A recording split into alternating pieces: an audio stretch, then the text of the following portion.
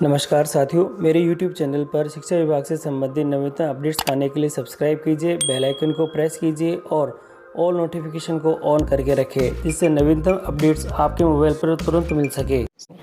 एक महत्वपूर्ण सूचना है तृतीय श्रेणी अध्यापकों के लिए और ट्रांसफ़र नीति के संबंध में। साथियों, इस सूचना की पुष्टि हम नहीं करते हैं, लेकिन यह सत्य है तो तृतीय श्रेणी अध्यापकों के साथ बहुत बड़ा छलावा किया जा सकता है, ऐसा इस पोस्ट में लिखा गया है। और इस पोस्ट के अंदर बताया गया है, श्रीमान मुकेश कुमार कायथवाल, उप सचिव प्रारंभिक शिक्षा विभाग द्वारा सूचना के अधिकार के तहत प्राप्त उत्तर दिनांक 27 अप्रैल 2022 के अनुसार विभाग ने आज दिनांक तक किसी प्रकार की स्थानांतरण नीति प्रारूप बनाने के निर्देश शिक्षा मंत्री महोदय ने नहीं दिए हैं और विभाग ने आज दिनांक तक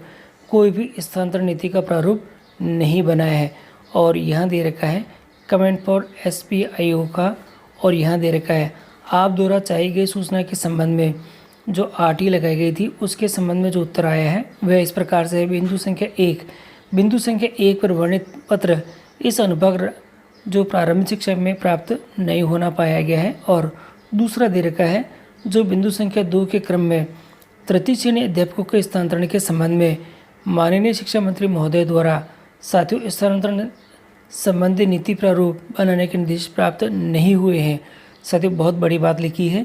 कि नीति का जो प्रारूप है बनाने के निर्देश बिल्कुल भी प्राप्त नहीं, नीति प्रारूप नहीं बनाया हुआ है और न ही वर्तमान में इस अनुभाग में स्थानांतरण हेतु प्रारूप बनाया गया है। तो साथियों, ये स्थानांतरण के संबंध में है और स्थानांतरण का जो प्रारूप है यानी जो स्थानांतरण की नीति है उसके संबंध में ये अपडेट आ रखा है। और अब ये जो सूचना है ये सही है या नहीं है इसकी पुष्टि तो हम नहीं करते, परंतु अगर ये सही है तो स्थानांतरण नीति के बनने के संबंध में जो हमारे सामने जो सूचनाएं आ रही थी